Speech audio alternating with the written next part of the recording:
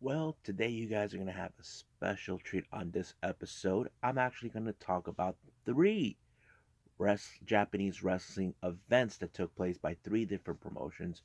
One from Stardom, the other by Tokyo Joshi Pro Wrestling, and the other none other than Dragon Gate.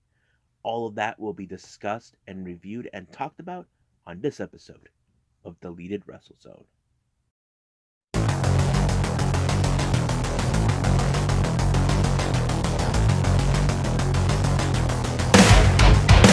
Are you ready? Get up, get up! Get up, get up! Get up, get up! Get up, get up! Get up, get up! Get up, get up!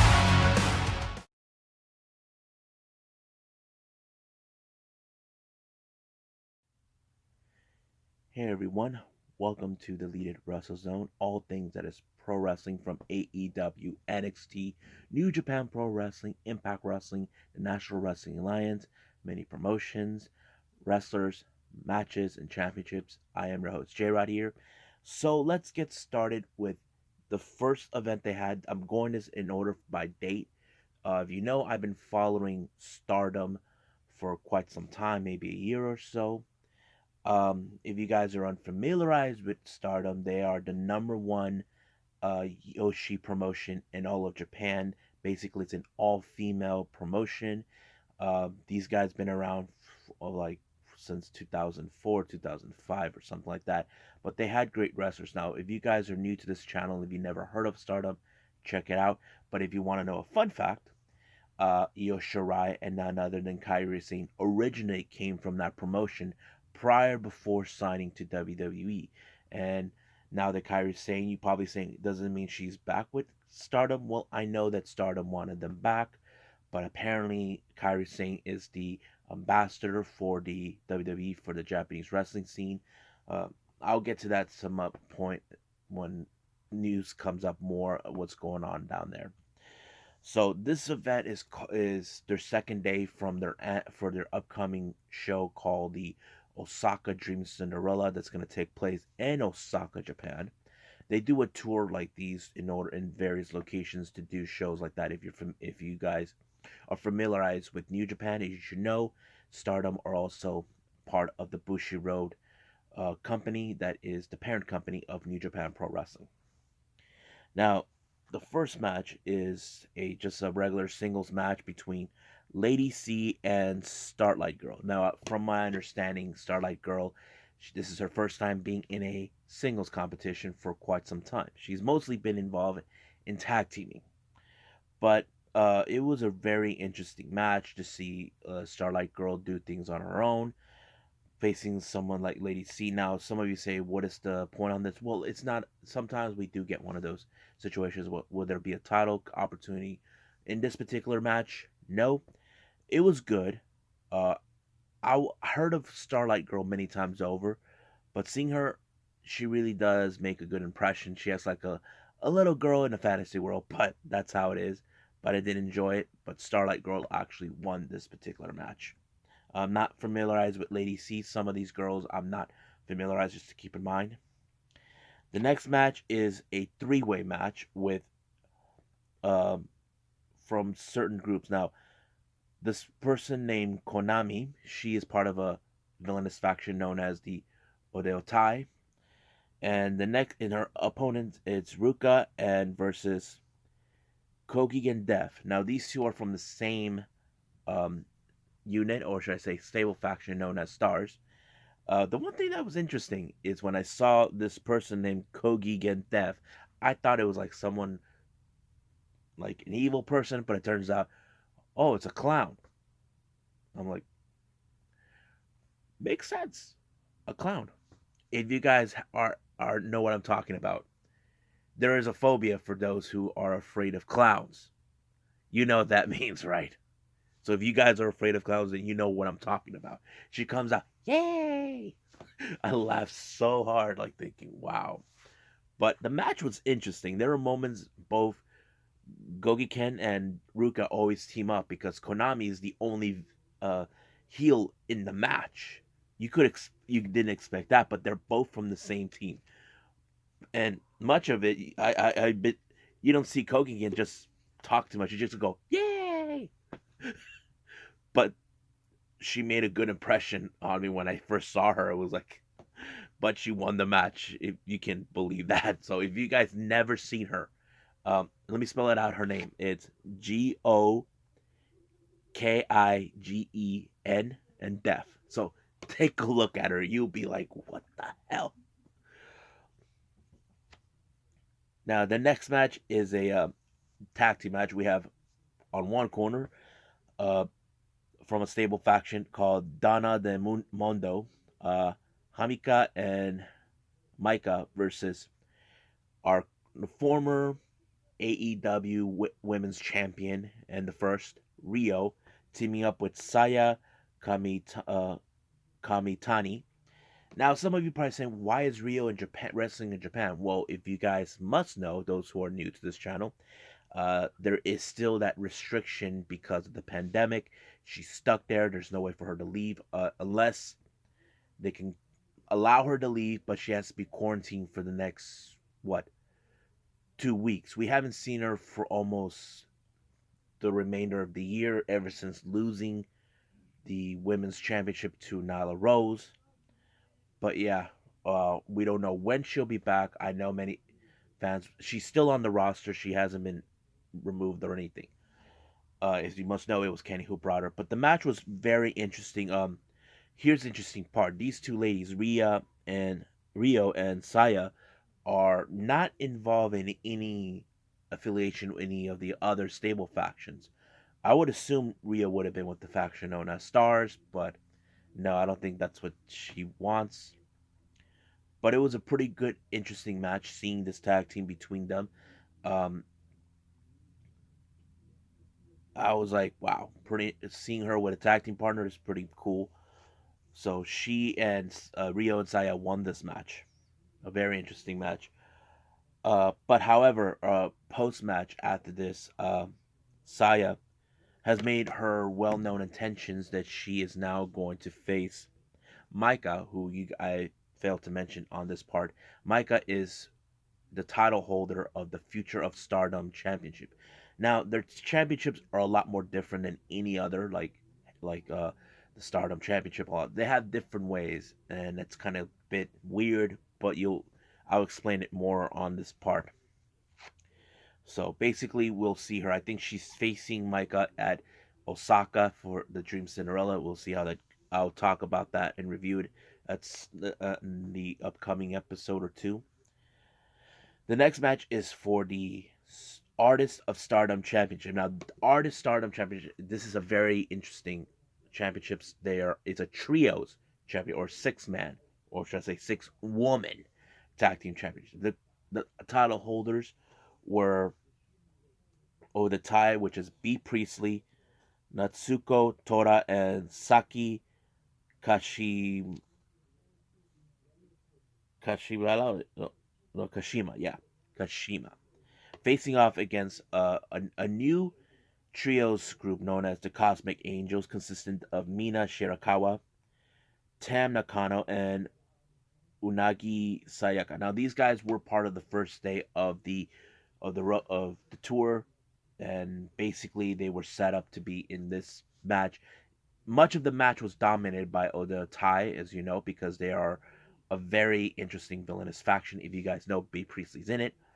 Um, it seems like Odeo Tai was about to win, but somehow out of nowhere, Cosmic Angels won the match, and they were very happy. But however, post match, Natsuko felt like, stop with the crying. You act like you did something. Like she thinks like you guys are pathetic.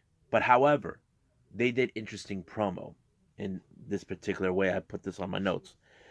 Konami, who was not involved in this match, who was their second, made it perfectly clear that she's teaming with B Priestley for the first time to face off for the goddess of Stardom championships. Those are the actual tag team championships, and that's what they want to do. And however, B Priestley calls the Cosmic Angels cosmic old ladies and saying that Momowanatave sucks and all that. So they're like the true faction that claims they're better than everyone else. And that's pretty much what we've seen. But however, while Odeatai had their moment, Cosmic Angels won their titles. But however, if you in the story, from what I understand in the previous episode, I mentioned about Cosmic Angels, it appears that Tam Nakano had some history with members from Stars. Like her attitude is not exactly what Stars were all about. But this time, since they won the championships, they made their official, how do I say, call out their first challengers, and that is none other than the members of Star, consisting of Mayu Iwatani, Starlight Girl, and Goking Death. Yay! So, as you know, Starlight Girl said that they'll be the shortest champions ever. Because the thing is this: Cosmic Angels, from what I understand, they were affiliated with Stars, but from my understanding now, they just are willing to strike on their own. So I will keep tabs on this one. We do have a review two of the events of Stardom, which is the next road of Osaka, Dream Cinderella, and the actual one. That's until the next episode, 2 episodes from now. Now the next match is more of a prelude, from from my understanding. We have Momowanatave and Suri facing off against Julia and Utami Hiya, Hayashishira. So this was one of those matches where we have two different groups. We have they're mixed from Donna del Mondo and Queen's Quest. So basically, they're like a bit of an alliance or so. But however, each girl has a championship that they will be facing each other, and that it was a pretty good match. Now I was impressed with this one as well. This very good match. I like it, and fortunately, it was Momo Wanatabe and Suri that pick up the victory on this one. So basically, we're seeing that these girls are up for their challenge and all that. So there'll be more of Stardom in the upcoming episodes. So let's move on to the other Yoshi promotion, Tokyo Yoshi Pro Wrestling.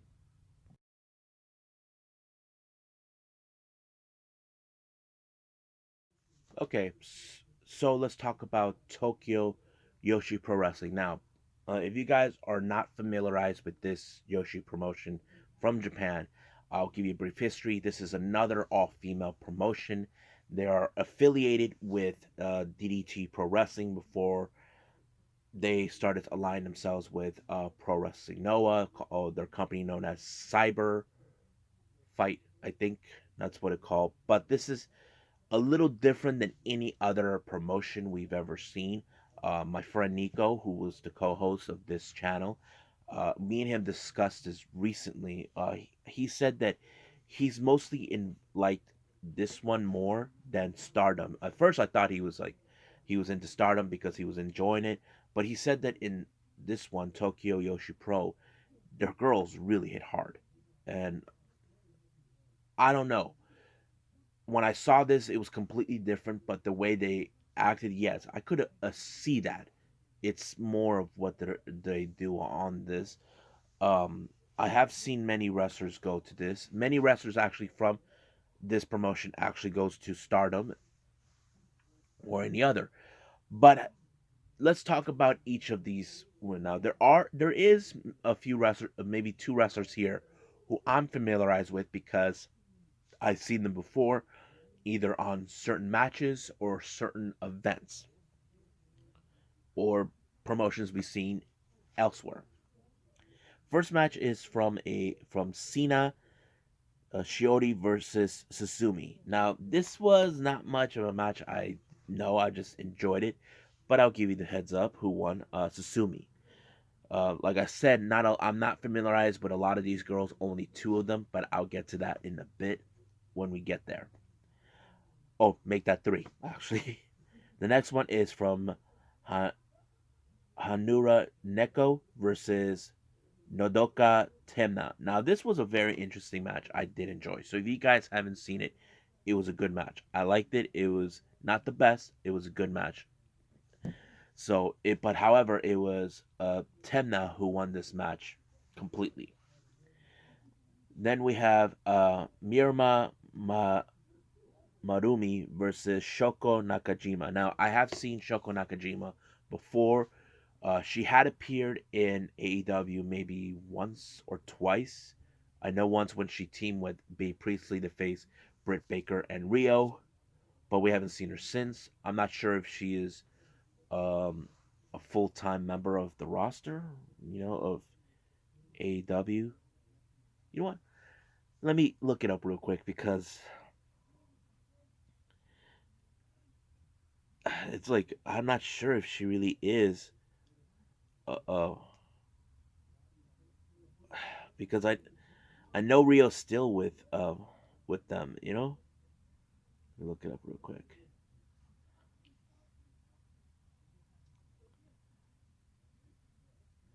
No, she is not. So basically, she just did maybe a few shows, pairs. That's it.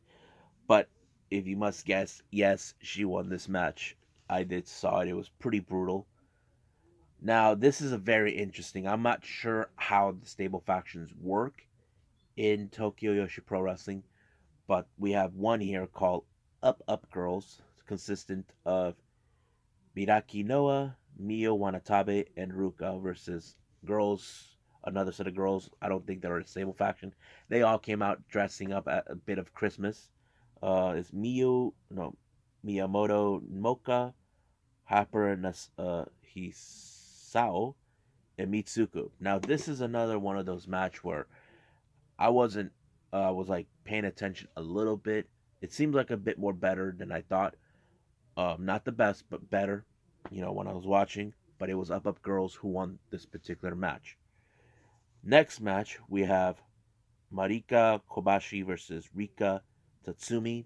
Another other girls I don't know. It was a good match. It was an okay match, but it was Rika who won this one. Next match is a tag team. We have Miharu Kyuri, if I pronounce it right. Then Yuka uh, Kamuk, no, Kamufukai versus Nao no, Kakora and Yuki Inoue. These Japanese names are a bit hard to pronounce. But the first team that came out, they were doing that whole McDonald's had a. I'm like, that's weird. But it was okay. Match was good. It was a bit hard hitting, like I thought, like I didn't expect it. But it was the first team, Miyamoto and Yuki, that won that match. So it was okay.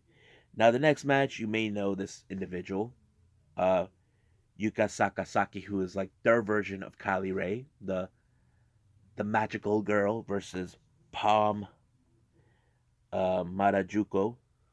I haven't seen her since. I don't know if she's still with the roster because I know the last time we saw her, she got her teeth broken by none other than the role model Britt Baker. Yeah, she's still with the roster. We don't know when we'll see her, but it was pretty interesting. I think we've seen her maybe a few times. So, but if you can guess, yes, Yuka Sakasaki won this one. Now the next match we have Mako Itoi versus Miyu Yamashita. Now I am familiarized with Miyu Yamashita because if you guys don't know this, last year Kenny Omega and Rio were involved in a mixed tag team match where they were facing Antonio Honda and Miyu Yamashita. Good match. And even though Kenny Omega did say that he has his eyes set on Miyu because she seems probably good enough to be signed with AEW, we don't know. He did even ask Rio's opinion during an interview, saying that she could be a good value, but we don't know when that if that ever happens. But we'll see when that happens. But however, this match was so intense, so brutal. It ended with a time limit draw. You see, here's the thing: time limit draw in this one is a lot more different. The time limit they have for all these matches is 10 minutes, and they reach it. Now you probably say, "Wait a minute, why is it 10 minutes?" Like I said, not a lot of the promotions are different from each other. I don't know why. Don't ask me why. If I had the answer, I would tell you. But I can only speculate or guess. But I can see the matches are good. But however, I feel more comfortable with Stardom. No disrespect to to Tokyo Yoshi Pro, but in the post match, Maki was not too pleased with the time limit draw. There was no translator, but I can only guess that Maki wants to prove that she's the best by beating someone like Miyu. I'm like, this is gonna be a very interesting feud. So it ended in that way. I just don't know what's gonna happen down the line, but we'll just wait and see when we get there. So I think that's it for now for reviewing this particular brand. If there is more, I will try to put it, but we'll just wait and see. So let's move on with um, Dragon Gate, the final gate.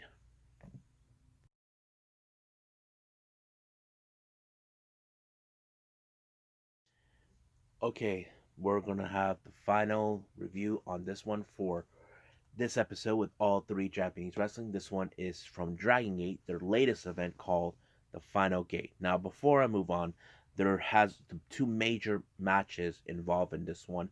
One is the Open the Dream Gate Championship between Ben K and the champion Shun Skywalker. Now, their history dates back last year.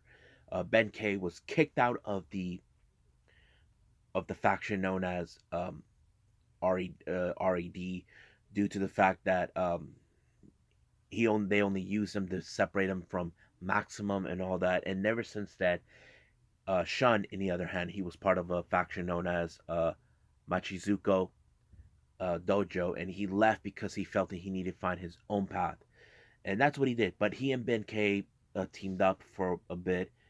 Shun did help him get to the top to win the Dreamgate Championship from Pac at the time, but Shun felt like he was being behind, like more like.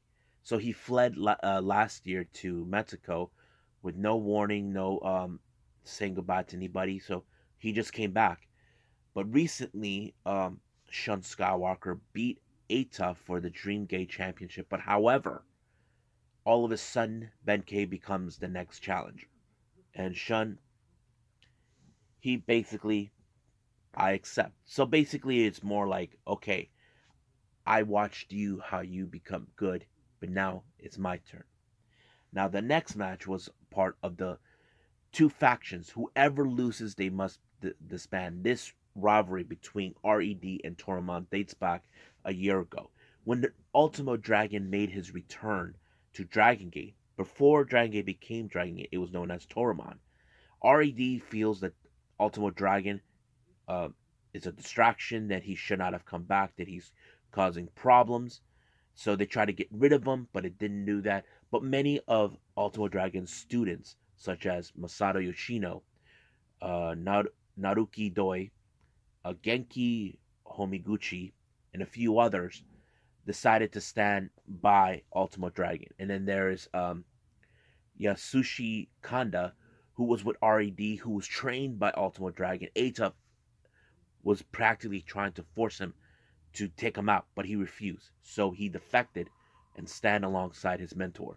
So basically, Toramon is all filled with former students of Ultimo Dragon to form their faction called Toramon Generation.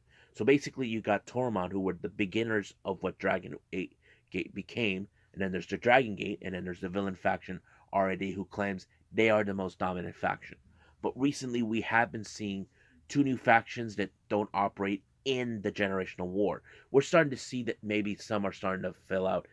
What's the point with the generational war? We got Team Boku and Mass, led by uh, being consistent with Naruki Doi, uh, Ryo Sato, Punch, Tomanaga, I think that's his name, and of course Shimizu, now known as Boku Timo Dragon. So, and also Masquerade led by Shun Skywalker. So we're seeing that now. So those are two of the biggest events they have. So let's go from start to finish with this event with Final Gate. First match, we have a six-man tag team match. We have Ta- Takedo Kamai, who was part of the class of 2020, teaming with Team Dragon Gate, Mondoi Ryu, Yusuke Santamiro versus Gamma, Ohonun, and Super Shisa. The match was okay. I didn't. It was really fun, especially with Santa Maria, where he's the only exotico in the group. But it did allow them to win the match, and of course, let uh, Kamai to pick up the victory. Now, his former classmates, two of them, are now involved with RD. So I don't know if he will be a perfect addition with Team Dragon Gate. We'll just wait and see. Maybe starting next year when we see it. Next match is a singles competition. Jason Lee of Masquerade versus Red Takashi Yoshida. Now, Yoshida has been in a major funk since Fantastic Gate, where he lost several matches. He didn't know what to think of anymore.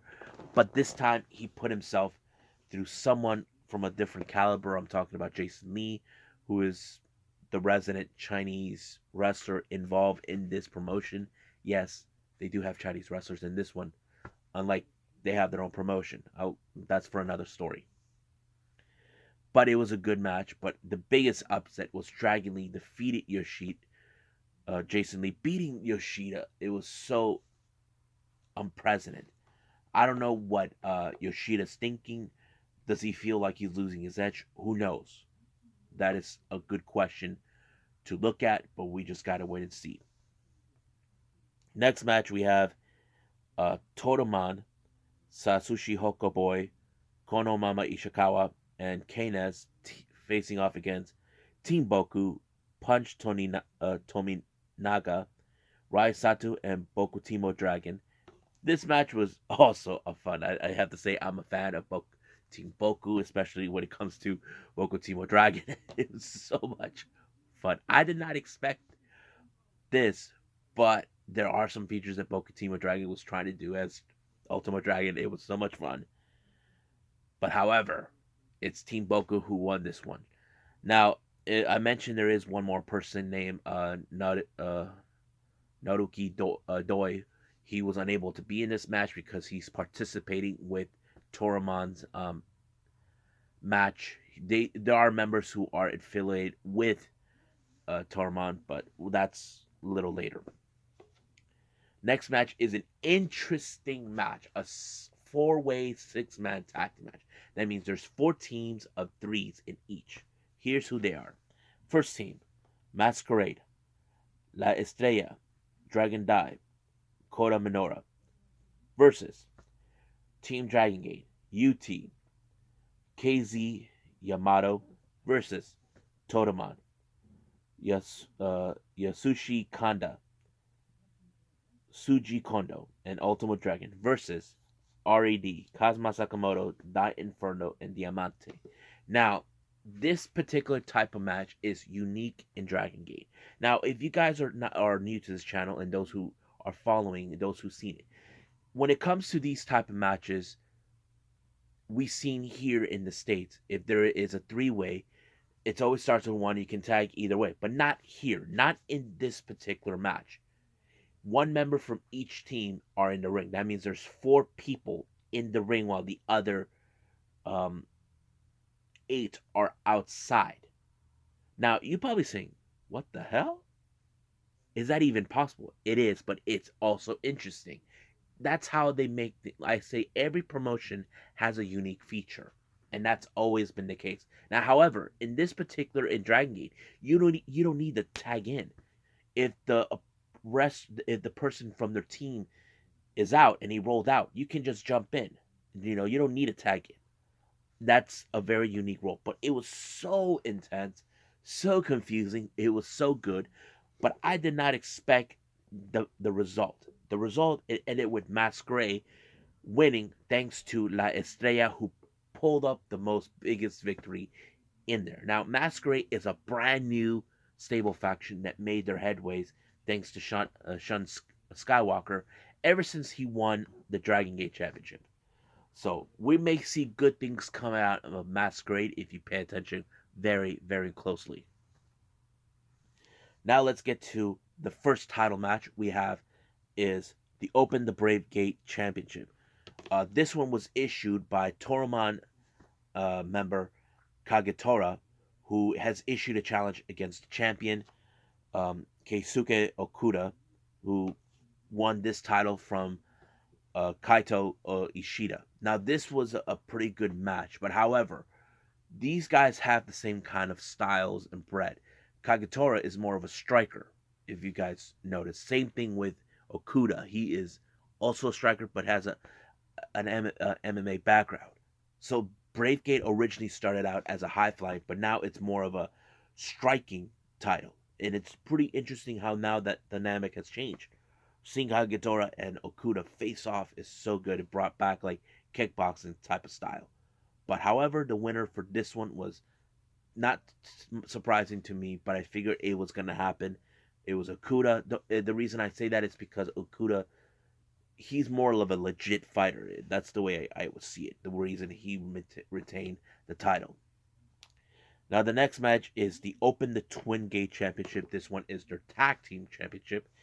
Challengers is the veterans, Masaki Mochizuki and Don Fuji versus RAD Kai and BB Hulk.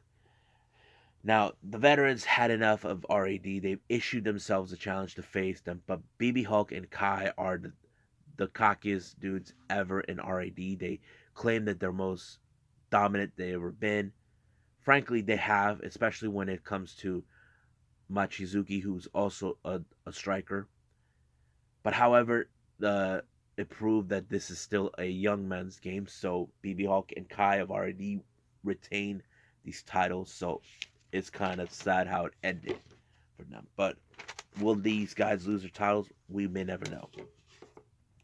Now we get to the special match, which is the losing unit must disband slash no disqualification. So as I said, this is about Toramon versus RAD. Whoever loses this match, there must be disbanded. Now here's who's involved in each of the teams. We have Toramon, Dragon Kid, Geki Homiguchi, Suzu Yokosuka, Masato Yoshino, and Noriki Doi, and versus RED, Eita, Hona, Kaito Shida, SB Kento, and Hippa Kikuta. Now remember, losing team must disband. It could be Toramon, it could be RAD. But however, the only way this match ends is by eliminating one person out of the other.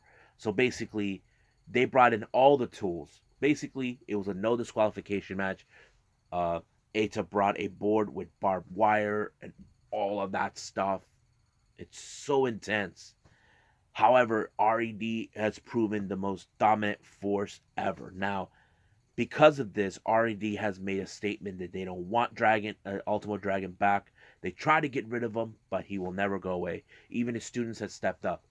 But the match was getting gooder and gooder, especially when they removed Dragon Kid's mask. He seems like he had everything under control, but however, it was SB Kento who actually won the team. Now, SB Kento was the most prominent student of the class of 2020. No wonder RAD picked him up. He was the guy who felt that will bring victory for RAD and change the game, and that's exactly what they did. Even though RAD are happy they got rid of them, but however, what does it mean for Tormund? How would they deal with the loss? Now, there was no translator for this one. All we can do is speculate or read about it on the internet. If what's going to happen next. I mean, I know that Ultimo Dragon should be proud of his boys, that he trained, that they did their best.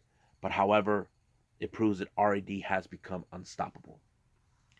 Now let's get to the main event, which is for the Open the Dream Gate Championship between Ben K and Shun Skywalker. Now, this, I wasn't too much fond of this much, but however, it was an interesting match. As you know, Ben K and Shun Skywalker know each other pretty well. It was Shun who trained Ben K to be at his best when he fought against Pac for the title, and now it's nothing like that is up with them. But however, it was Shun Skywalker who prevailed, and he proved that he is. Now, if you guys don't know this, Shun is the youngest wrestler in Dragon Gate at the age of 24 to be champion, and he still continues to retain the title. Now, you can say why they give him to a young person. I don't know. Maybe they see a bright future in him. We don't know where they're going to go with it. But his faction, Masquerade, is a very interesting faction to look in. So basically, we get to see more of Shun Skywalker, what he could bring into the Dragon Gate. Now, could he end up in a war against RAD? Most likely. But we just wait and see what happens next. So I hope you guys enjoyed this special episode of me talking about three different Japanese wrestling promotions: Stardom, Tokyo Yoshi Pro Wrestling, and of course Dragon Gate. There will be more of this type of stuff in down the line if there's any others. The next ones I have is 2 days of Stardom and Pro Wrestling Noah. I hardly talk about those guys when I review any of their events, so uh, that's on an episode or two. So for now, I must bid all of you guys adieu. So goodbye, and have a nice day. Bang.